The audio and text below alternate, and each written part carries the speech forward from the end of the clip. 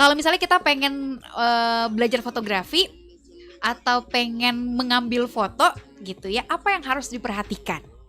Gitu. Harus diperhatikan. Dan komposisinya seperti apa sih Om? Boleh di-share. Kita ingin mengambil foto ya, yang harus diperhatikan pertama kalau saya pencahayaannya dulu ya. Bagaimana kondisi pencahayaan di lokasi kita motret. Itu jam berapa gitu, itu kan berpengaruh. Cahaya pagi sama cahaya sore itu beda. Cahaya pagi jam 7 sampai jam 8, jam 9 sampai jam 12 itu beda. Jadi kita harus tahu dulu motretnya jam berapa gitu. Terus yang kedua itu jam-jam terbaik untuk ngambil foto tuh jam berapa? Pagi sama sore. Pagi jam 6 sampai jam 8. Terus jam 4 sore sampai jam setengah 6. Oke, itu cahayanya bagus tuh ya. Soalnya matahari ndak lagi pas-pasnya di atas kepala. Itu bagus banget. Terus soft kan. Yang kedua itu angle pengambilan gambar.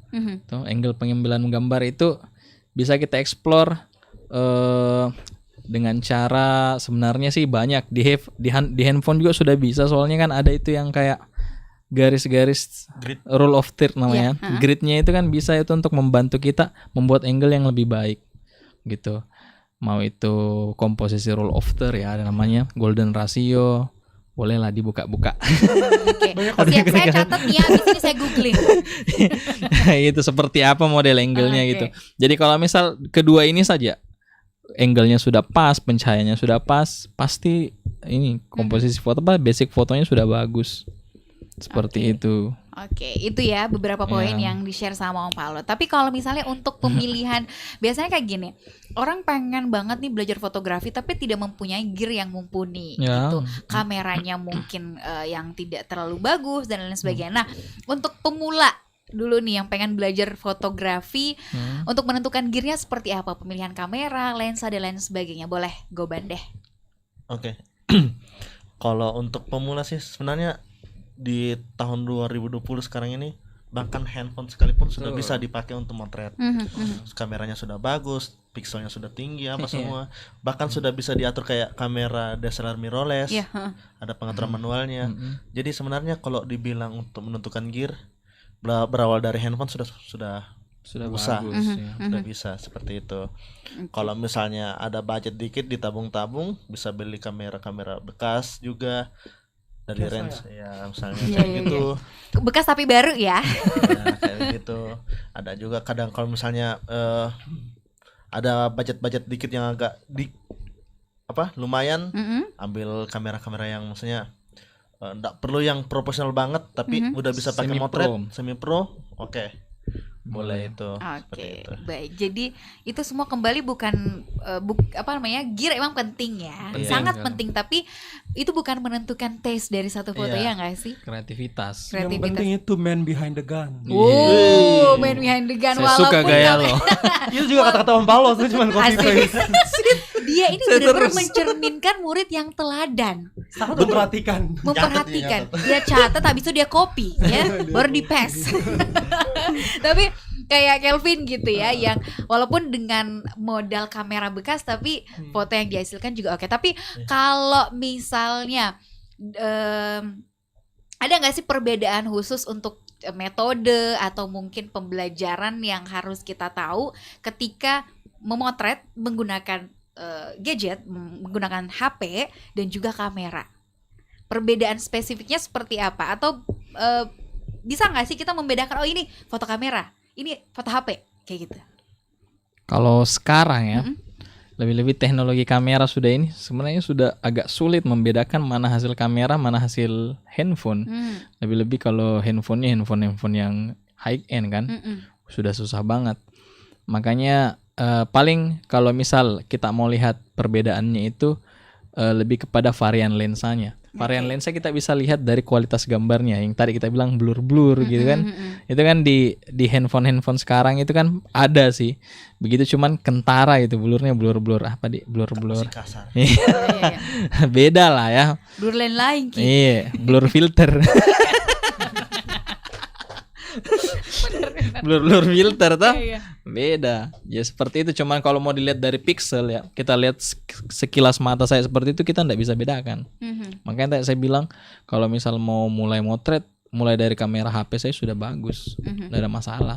Oke, nah sekarang setelah motret ada pos pemotretan itu sendiri, ada proses editing gitu. Nah sekarang boleh dong bagi tips dari Kelvin dulu. Kalau biasanya ngedit foto seperti apa?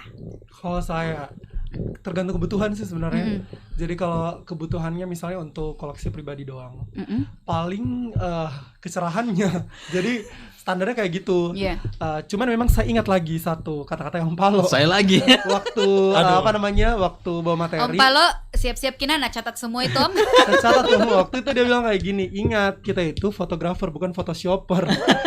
Jadi pastikan raw-nya, bahan mentahnya, foto yang kita ambil itu udah paling tidak 85% lah udah bagus. Nanti 15%-nya ini bener-bener karena kan apalagi misalnya wedding atau foto-foto yang memang bener-bener sangat terkait dengan momen. Itu kan kayak kalau lihat misalnya di wedding itu pas tek bisa jadi harus memang momennya dapat semua.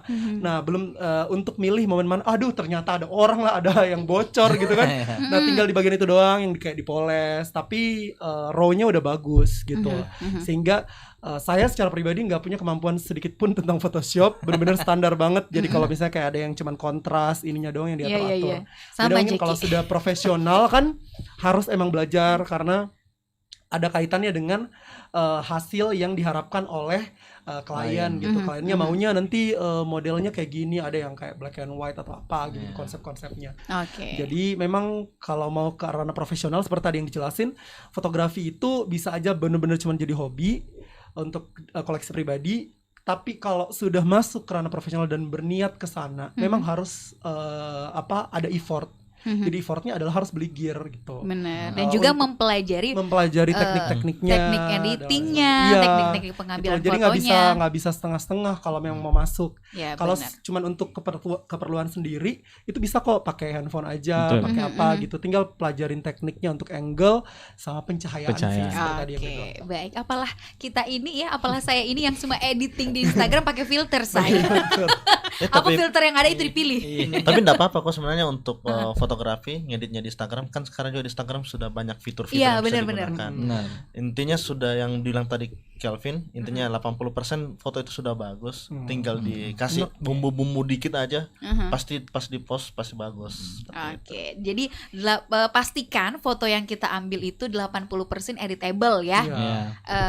Istilahnya punya syarat-syarat dan ketentuan yang berlaku untuk bisa masuk ke ruang editing gitu. Nah, saat editing sendiri nih Om Palo, apa yang harus diperhatikan? Yang harus diperhatikan saat editing foto ya. Pertama itu shadow. Shadow dari fotonya, highlight, cahaya kerasnya gitu. Itu kedua hal ini paling harus sangat diperhatikan. Di mana arah jatuh shadownya, apakah bagus atau tidak arah jatuh shadownya, terkontrol dengan baik kah dengan lightingnya gitu kan. Itu yang harus diperhatikan. Nah ini kan berhubungan dengan kontras fotonya kan. Ketika arah jatuh shadow, highlightnya bagus, kontras fotonya juga bagus, itu foto sudah tidak perlu diedit banget nih gitu.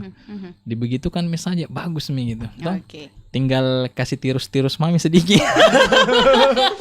Tergantung angle juga sih. Iya, lebih-lebih kalau foto prewedding. Foto prewedding itu lebih-lebih kliennya yang cewek gitu. Iya, selalu pasti permintaannya itu Kak kasih kurus-kurus Kak sedikit ya. Dalam hati angle kiri, angle kiri. Dalam hatiku memangnya ini kamera Tuhan gitu memang.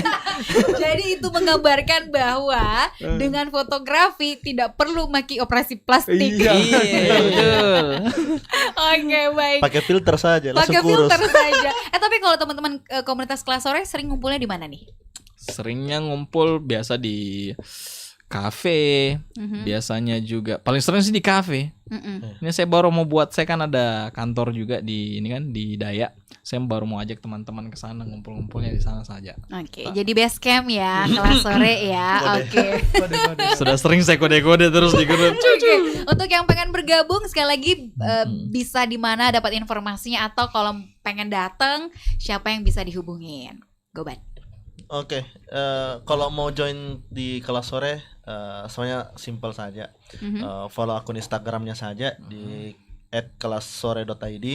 Nanti akan ada update-nya di situ untuk open kelasnya apa semua. Nanti setelah ikut kelas baru kita joinkan di grup seperti itu. Oke deh. Kalau misalnya mau nongkrong bareng, sharing sekedar sharing saja, boleh juga langsung ke Instagramnya, DM saja. Nanti akan dibahas. Instagramnya Bapak siapa? Apa namanya? Nama Instagramnya? Instagramnya Kelas Sore atau Instagram tak pribadi supaya tahu kita smart listener jadi follow. Tinggal DM ke Kakak Goban nih. Adakah Kakak Goban pernongkrongan? Gitu. Langsung saja di @kelassore.saja.id. Oh, oke, baik. Lebih bagus di situ karena agak humble memang anaknya. Orangnya tawadu ya. Soalnya kalau di akun Kelas Sore bisa langsung dioper ke teman-teman. Saya kalau akun pribadi jualan guys. Oke. Om Palo, akun Instagramnya apa? Kalau saya akun Instagram saya Paloe Bimaji. @paloe Bimaji. _Bimaji. Kalau saya @Michael Kelvin. Oke, @Michael Kelvin. Oke, baik. Terima kasih banyak ya sudah hadir malam hari ini, yang sudah nonton juga di YouTube channel Smart FM Makassar. Terima kasih banyak. Minggu depan kita akan kembali lagi ya dengan obrolan seru bersama komunitas yang juga tidak kalah menarik di Smart Community. Rifa Majid pamit, sukses untuk Anda.